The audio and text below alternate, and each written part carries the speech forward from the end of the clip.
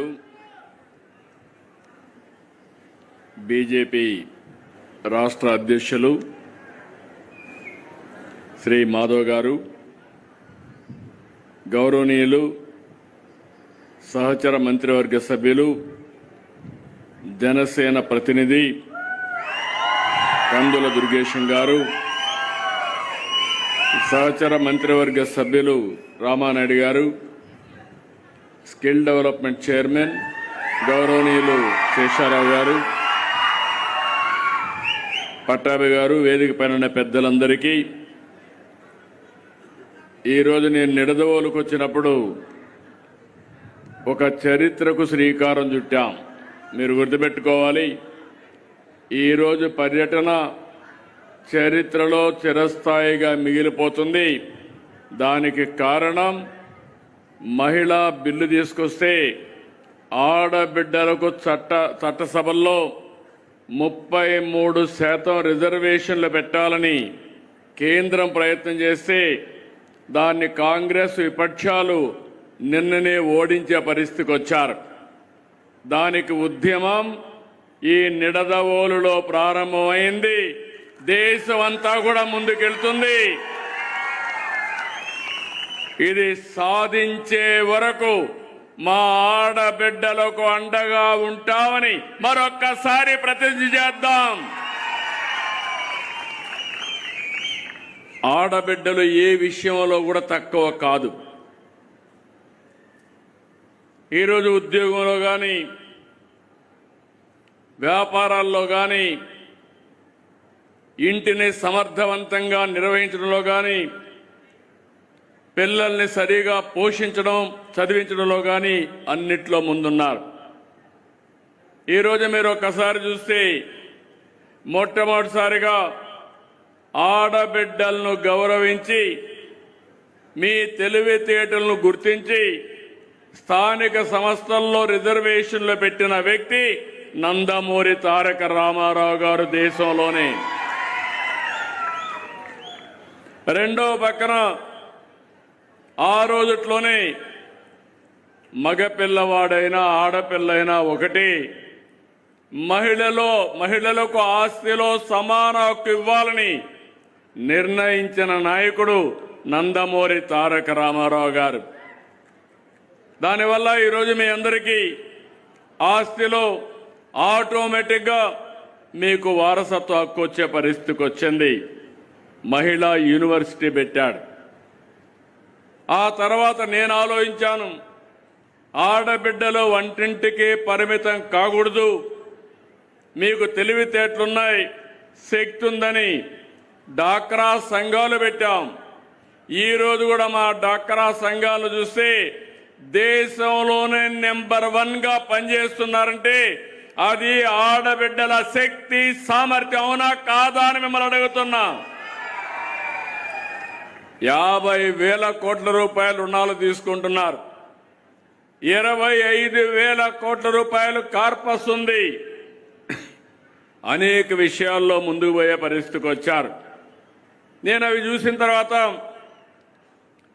ఉద్యోగాల్లో, కాలేజీల్లో 33% రిజర్వేషన్లు పెట్టాను. వరకట్న సమస్య పోయింది. కొంతమంది అంటున్నారు ఆడబిడ్డలు సరిగా చేయలేరని. ఈరోజు భార్య భర్త ఐటీ ఉంటే ఎవరికి ఆదాయం వస్తుందని అడిగితే ప్రతి ఒక్కరూ చెప్పిన విషయం, ఆడబిడ్డలే భర్త కంటే ఎక్కువ సంపాదిస్తున్నారంటే అది ఆడబిడ్డల శక్తి. ఇలాంటి కార్యక్రమాలు చేసి ఇటీవల సూపర్ 6 ఇచ్చినప్పుడు తల్లికి వందనం 15,000 ఇస్తున్నాం. ఎంతమంది పిల్లలుంటే అంతమందికి ఇస్తున్నాం.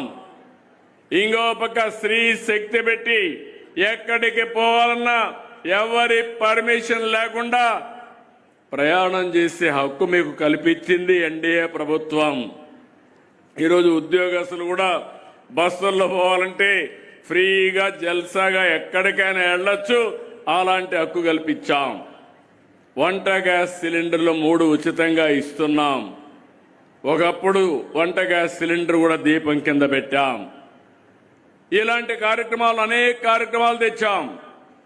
నిన్న నా బాధ అంతా ఏంటంటే నిన్న కానీ కాంగ్రెస్ విపక్షాలు దాని మిత్రపక్షాలు అనుకోనుంటే బిల్లు పాస్ అయ్యేది. ఎందుకు పాస్ చేయలేదో నేను ఈ యొక్క సభలో నిలదీస్తున్నా. ఈరోజు ఈ సమస్య ఇప్పటిది కాదు. 1996లో దేవేగౌడ ప్రధానమంత్రి, ఆ రోజుండే యునైటెడ్ ఫ్రంట్కి నేనే కన్వీనర్ని. ఆ రోజు బిల్లు ప్రవేశపెట్టాలని ప్రయత్నం చేశాం. అప్పుడు కాంగ్రెస్ సపోర్ట్ చేసింది, వాళ్ళు ఒప్పుకోలేదు. అక్కడి నుంచి విత్డ్రా చేసుకునే పరిస్థితికి వచ్చాం. ఆ తర్వాత ప్రధానమంత్రిగా వాజ్పేయి గారు వచ్చారు. 1998, 99, 2002, 2003 4 సార్లు బిల్లు తీసుకొచ్చారు. రాజ్యాంగ సవరణ అవసరం, 2/3 మెజారిటీ కావాలి. ప్రతిసారి బిల్లు పాస్ చేయనీయకుండా కాంగ్రెస్ పార్టీ చేశారు. ఇంకో పక్క 2010 మీరందరూ గుర్తుపెట్టుకోవాలి, యూపీఏ ప్రభుత్వం కాంగ్రెస్ ఆధ్వర్యంలో రాజ్యసభలో బిల్లు పాస్ చేశారు. మీకు చిత్తశుద్ధి ఉంటే ఎందుకు లోకసభలో తీసుకురాలేదని నేను అడుగుతున్నా. ఆ రోజు రాజ్యసభలో బీజేపీ సమర్థించింది, బిల్లు పాస్ అయింది. కాంగ్రెస్ ఎనిక్కిపోయి మహిళలకు ద్రోహం చేసిందని మరొక్కసారి మీ అందరికీ విజ్ఞప్తి చేస్తున్నా. ఆ రోజు అయ్యుంటే ఇప్పుడు మాట్లాడే క్రెడిట్ వాళ్లే తీసుకునేవారు. మొన్నే నరేంద్ర మోడీ గారు 2023లో రిజర్వేషన్ బిల్లు తీసుకొచ్చారు. అప్పుడు అందరూ సహకరించారు. అయితే అది 2026లో సెన్సస్ జరగాలి. సెన్సస్ వచ్చిన తర్వాత మళ్ళా డీలిమిటేషన్స్ అన్నీ పెట్టి తర్వాత రిజర్వేషన్స్ పెట్టి ముందుకు పోవాలి.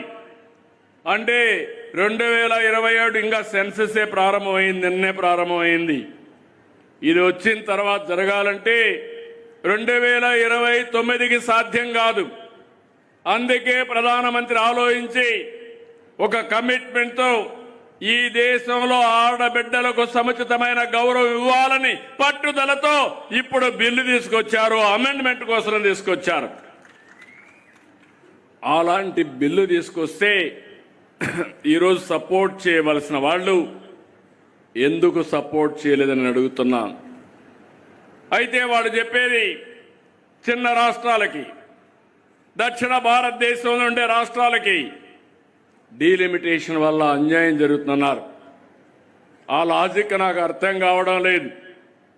దేశంలో అన్ని రాష్ట్రాల్లో ఉండే సీట్లు చూసిన తర్వాత దక్షిణ భారతదేశంలో జనాభా తగ్గుతుంది కాబట్టి ఇది కూడా వాజ్పేయి గారు ఉన్నప్పుడు 2001లో 1971వ సెన్సస్ పెట్టుకొని ఆ సెన్సస్ పైనే రిజర్వేషన్లు పెట్టాడు. 26 వరకు ఉంటాయి.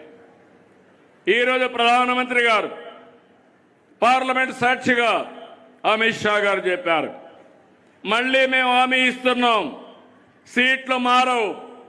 ఆంధ్రప్రదేశ్లో 25 ఉంటే 38 అంటే 50% పెరుగుతాయి. ఇంకొక రాష్ట్రంలో కేరళలో 20 ఉంటే 30 అవుతాయి. పెద్ద రాష్ట్రాలు ఉన్నప్పుడు ఇప్పుడుండే నెంబర్ ప్రకారం 50% పెరుగుతాయి. ఇలాంటి బిల్లు పెడితే ఎందుకు అపోజ్ చేశారని అడుగుతున్నాను. అంటే మీ ఉద్దేశం కావాలని చెప్పి పక్కదారి పట్టించి ఇప్పుడు రిజర్వేషన్ని మా ఆడబిడ్డలకు దక్కకుండా చేశారు. ఇది దేశ ద్రోహం, మహిళలకు మీరు చేసిన దగ, మోసం అని మరొక్కసారి హెచ్చరిస్తున్నాను. ప్రతి ఒక్కసారి మహిళల్ని మోసం చేయడం కాంగ్రెస్ పార్టీకి అలవాటు అయిపోయింది.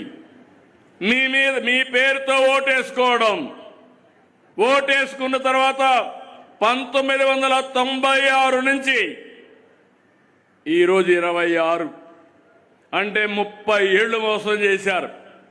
ఇప్పుడు ఇది 34కి వెళ్తుంది. దేవుడికే తెలియాలి ఎప్పుడొస్తుందో అనేది. అంటే ఇది అన్యాయం అవునా కాదా అని మిమ్మల్ని అడుగుతున్నా. అన్యాయం అంటే గట్టిగా చప్పట్లు కూడా చెప్పండి. ఇది అన్యాయం అని గట్టిగా చెప్పండి.